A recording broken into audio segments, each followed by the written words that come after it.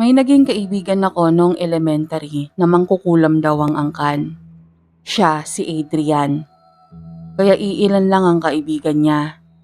Yung mga bago lang sa bayan at yung mga magulang ay hindi mapaniwala sa mga aswang at mangkukulam in general. Natatakot kasi ang marami na baka kulamin sila ng magulang ni Adrian pag kunwari ay nasaktan ito kahit hindi sinasadya. Ang bababaw ng mga tao, no? Nakakaurat. Kawawa kaya si Adrian nun.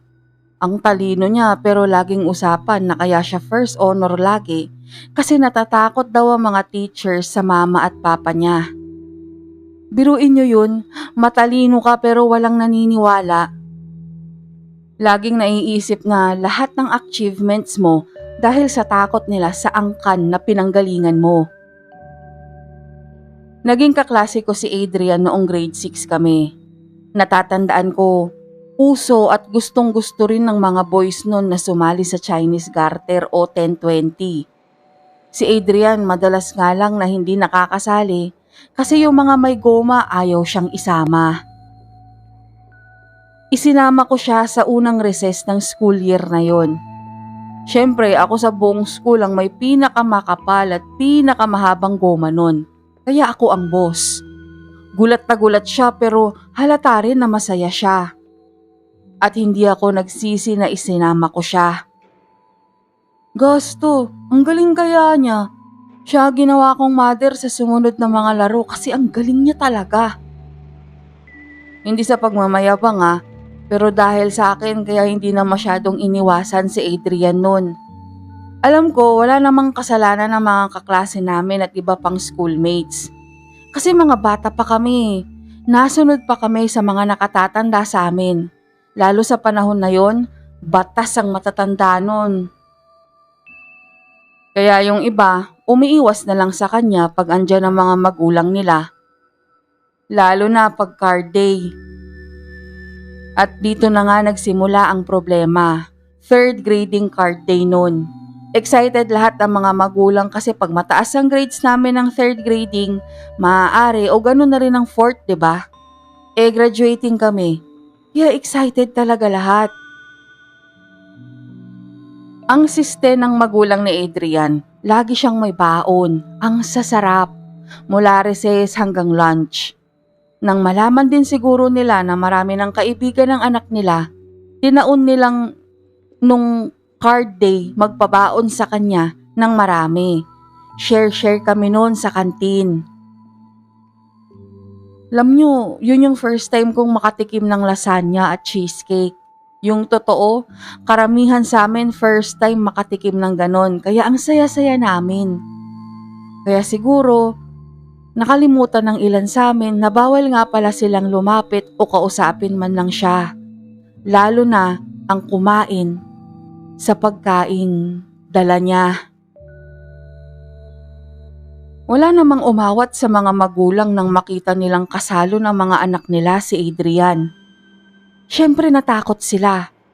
Pero makalipas ang 2 linggo, buhat nang mangyari yon. May 3 sa kaklase namin ang naospital. Sila yung mga kumakain sa karinderya sa tabi ng school. Na food poison sila. Umindas sila ng labis na sakit ng tiyan at nagsusuka.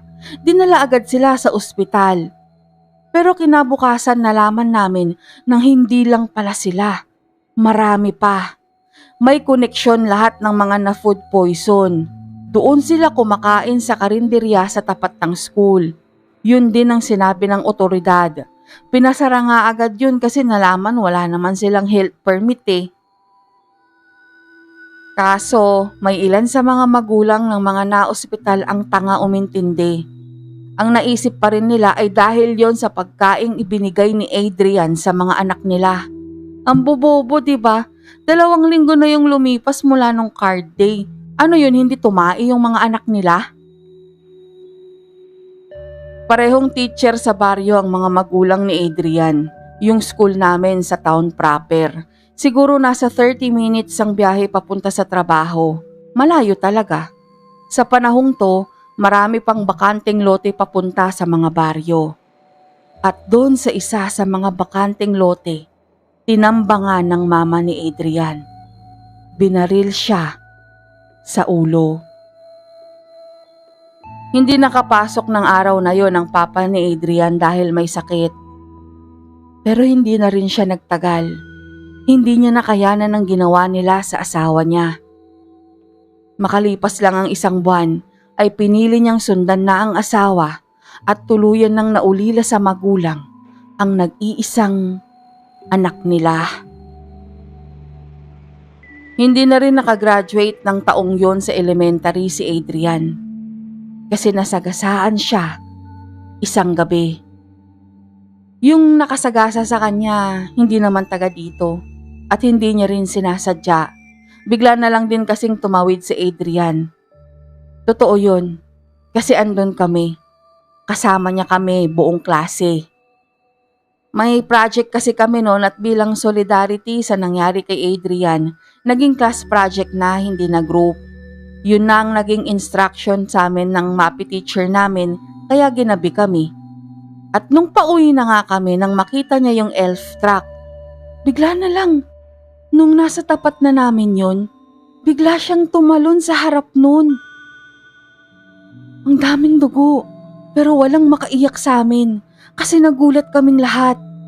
Sino bang hindi? Pero nang maiuwi na ako nila mama, doon ako umatungal. Doon kong sinabi lahat ng nangyari. Pati yung hinala ni Adrian na sa tingin niya, kaya pinatay ang mama niya dahil sa mga na-food poison. Hayaan mo at aalamin ko.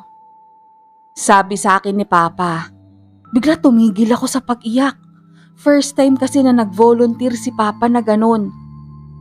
Alam ko talaga malalaman niya ang totoo. Ganun kagaling ang papa ko. Hindi naman magbabayad ng malaki ang mga kliyente niya kung hindi eh. Yung totoo kasi dito, ang papa ko ang mangkukulam. Yung bintang nila kay Adrian ay dahil lang sa forma ng mama niya na namana naman nito sa ina. Yung hippie ba? Tapos may Eye of Horus na kwintas. Tapos hindi nagsisimba. Walang Diyos na sinasamba. Bago sa pandinig nila, hindi nila alam na sa ibang kultura, normal lang yun. Ang side kasi ng mama ni Adrian ay laking Amerika. Yung nanay ng mama niya nakapag-asawa ng Pinoy at dito nila piniling tumira. Sila lang sa buong bayan ang hindi nagsisimba. Open na open sila sa paniniwala sa inang kalikasan. Hindi sa Diyos na nasa langit. Ang totoong mangkukulam ay ang papa ko. Pero madalas naman hindi kulam ang ginagawa niya kundi naghahanap ng mga nawawalang gamit o tao. Pero sa tamang halaga. Hindi rin siya tumatanggap ng kliyente na hindi nireto nang naging kliyente niya na. In-announce naman ng LGU na yung karinderyang dahilan ng food poisoning, di ba?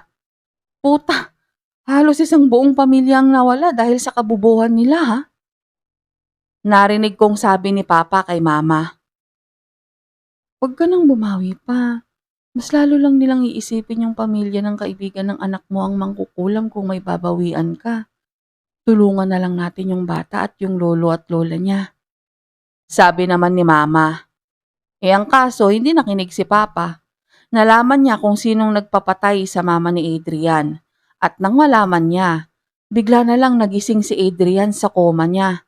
Dahan-dahan nakakalakad na siya, nakapagsalita na ulit. Yun nga lang, yung memorya niya nawala. Hindi niya na kami kilala pero at least 'di ba, buhay siya.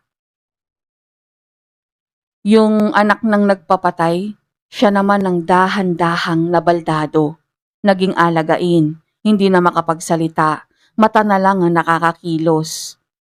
Yung dapat si Adrian, siya ang pumalit. Mata sa mata. Mahirap makamit ang hustisya sa batas ng tao, anak. Masama ang ginawa ko, pero mas masama sila sa akin. Kasing level sila ni Satanas pero mga bobo. Sabi sa akin ni Papa. Kaya ayun, buhay pa rin si Adrian hanggang ngayon. May sarili ng pamilya. pero hindi na talaga niya kami naalala pa. Sabi ni Papa, kailangan yun. Kasi oo, may masasaya siyang alaala dahil sa amin. Pero kadikit ng sayang yun. Yung traumatic naman. Baka mag-attempt na naman kasi siya. Ay, hindi, mag-a-attempt talaga siya. Kung hindi ko binura ang mga alaala niya, ayaw mo naman nun, di ba? Sabi ni Papa. Tumango ako, pero may isa pang catch.